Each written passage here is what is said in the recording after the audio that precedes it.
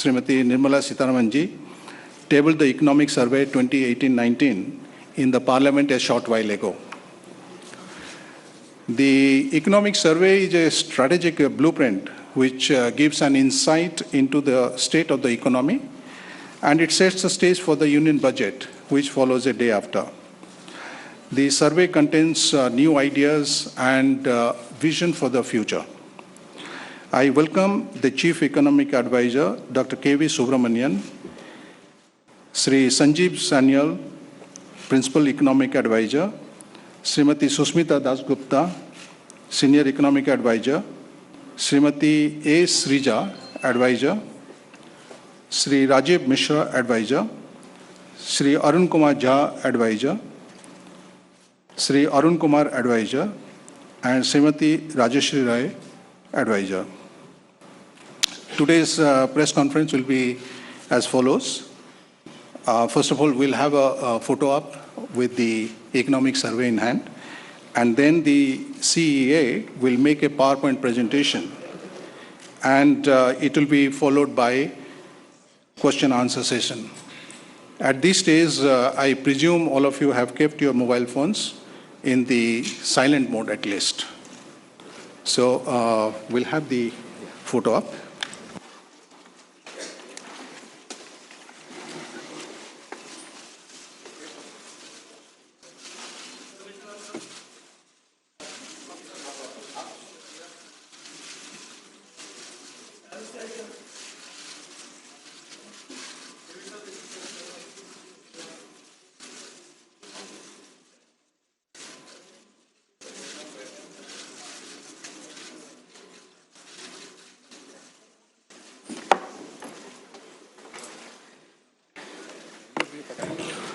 May I now request the CEA to make his presentation.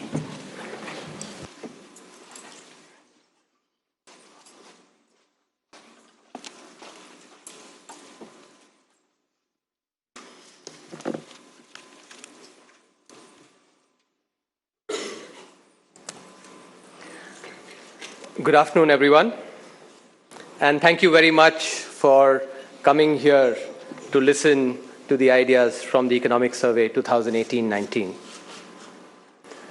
Let me first start by thanking my excellent team here, many of the advisors, all the advisors are seated here, and my other team who are seated over there, for their dedicated effort over the last several months to put this survey together. I'd also like to thank several others, including the consultants, the directors, and everybody from the team DEA for putting this survey together. Translators and the team from production, who literally burnt the midnight oil in trying to get this in the shape that you're seeing it now, also deserve our sincere gratitude. Last but not the least, the entire team would like to thank the Honorable Prime Minister, the Honorable Minister, and the Honorable Minister of State for providing us this opportunity.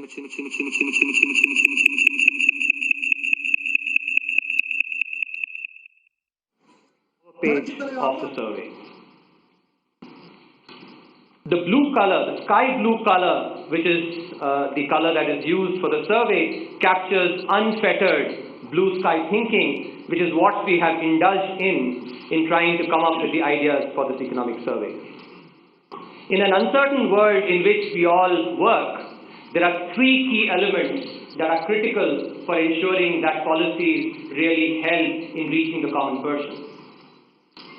First, a vision that has already been provided by the Honorable Prime Minister of a $5 trillion economy by 2024-25.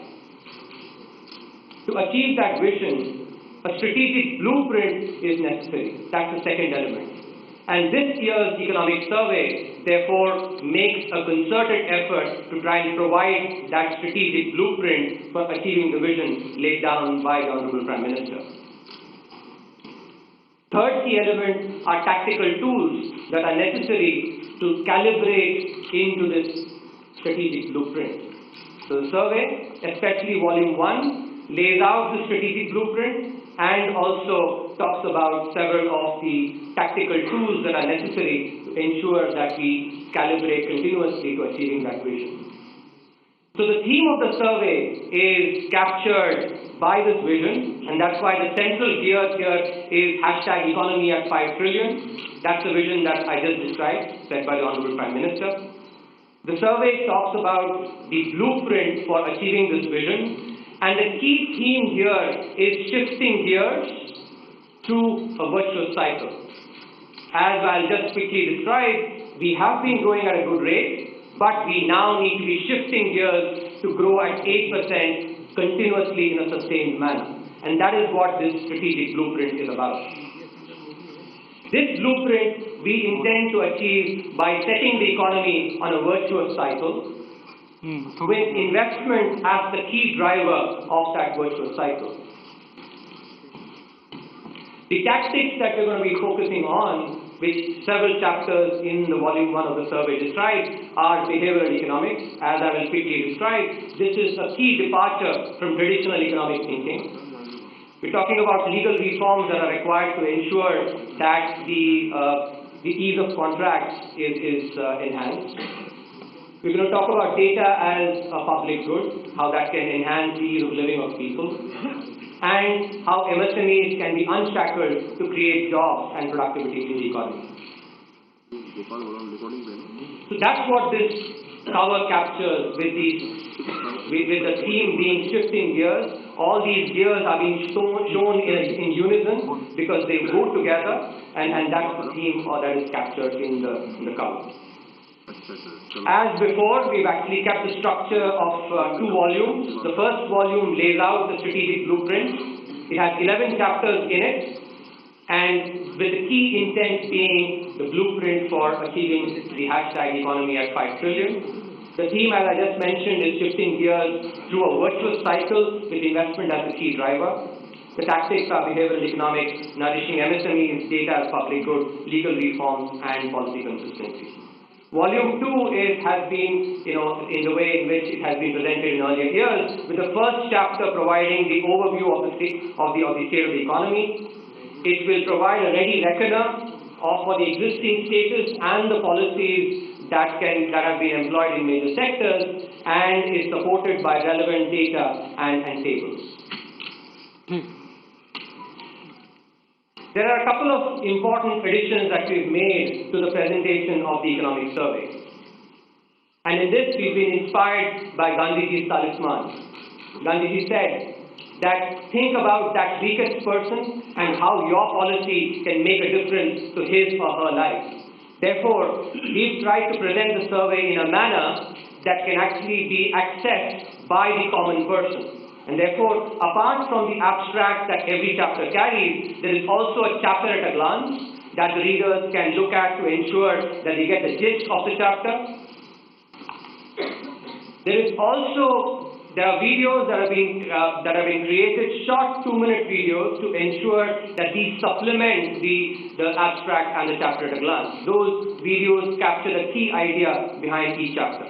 Videos are available both in English and in Hindi to ensure that a large section of people can access the ideas behind the economic survey. So let me just quickly start by describing what we've accomplished in the last 5 years. As we've spoken many times, India has been a bright spot in the world economy, growing at rates that is actually higher than all the other major economies in the world.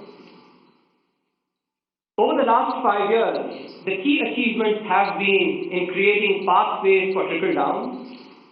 We've ensured that we've grown with macroeconomic stability, which is not only have we registered high growth rates, but we've done that with low inflation and also a fiscal deficit that has been following the glide path as laid down by the FRBM Act.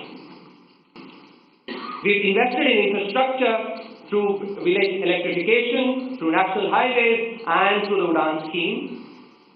Cooperative federalism has really been furthered over the last 5 years through the state share increasing to 42%, and the GST Council, which is a brilliant example of this cooperative federalism. And finally, I think what is an important departure from the past, the framework for corporate exits has been created through the IBC, the Insolvency and the Bankruptcy Code. So these have been important structural reforms that have been enacted over the last 5 years.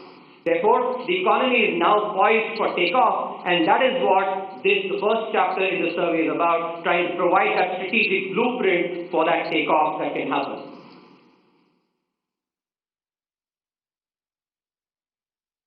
So, the key departure that the survey makes is in thinking about the economy as being in either a virtuous cycle or a vicious cycle. Investment, as I just mentioned, is the key driver of that cycle. Savings that happen in the economy enable investment. Investment leads to improvements in productivity. And when firms become more productive, they're able to go and compete in the international markets, thereby foster exports, and which helps the economy. As I'm just going to show, productivity improvements also lead to job creation in the economy, and when exports and jobs come together, that creates purchasing power in the economy at the bottom of the pyramid, which then leads to increase in demand. Anticipating greater demand, firms go and invest further, and that is how this virtuous cycle perpetuates. So the intent really is that the economy, we are intending to shift gears by taking this economy into a virtuous cycle which is driven by investment. A favorable demographic phase, which we are currently in, supports this virtuous cycle because the proportion of working age that we're going to have in our population is really a big plus at this current stage.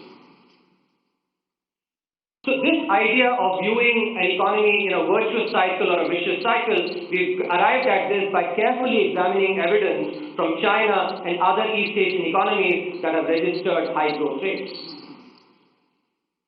In this chart, what is being shown here is the rate of savings as a ratio of GDP, the investment as a ratio of GDP, and the consumption as a ratio of GDP for China. But I'm going to show you the chart for China. The other charts for the other East Asian economies are available in the chapter. So what I want you to take away here is take a look at that red line which shows consumption. Consumption as a proportion of GDP secularly declined in China as savings and investment increased significantly since the 1980s, touching up to 50% of the GDP as investment. And that is a key point that I want you to take away, which is the investment as the key driver of this virtuous cycle. Another way of looking at the same thing is using development time as the determinant. So what you find now on the x-axis is the log of GDP per capita, which captures the development time. The red line here, which is increasing, shows that as the per capita GDP increased, China's exports to GDP, that ratio went up significantly. Also, China's savings to GDP and investment to GDP increased significantly as the economy became better and better and the per capita GDP increased. This is the virtuous cycle that we're talking about. That as the economy started doing better and better, China started pouring more of its savings into investment, started saving even more as a proportion of its GDP and investing more. And that is what led to this virtuous cycle that we are really trying to focus on for the Indian economy. Some complementarities that are important to keep in mind here. So on the left side, what you find is how an increase in investment affects productivity, increases productivity. And that increase in productivity thereby also leads to increase in exports. On the right side, you see that an increase in the productivity leads to an increase in exports as well. So an increase in investment translates into increase in exports via the productivity route. This is one of the key complementarities that the virtuous cycle really relies on. A second complementarity that is important for us to focus on is the impact of investment rates on jobs. Here what you see is an increase in the investment rate brings down the unemployment rate in various economies, and that's the other complementarity that is quite important for us to focus on. Therefore, The two key departures that we make from traditional economics are as follows. First, the economics of equilibrium. As I just showed you using the Chinese experience and what we've seen with other high-growth East Asian economies as well, these high-growth economies set out on a virtuous cycle. And that is what enables them to increase the per capita GDP and thereby create welfare for their citizens.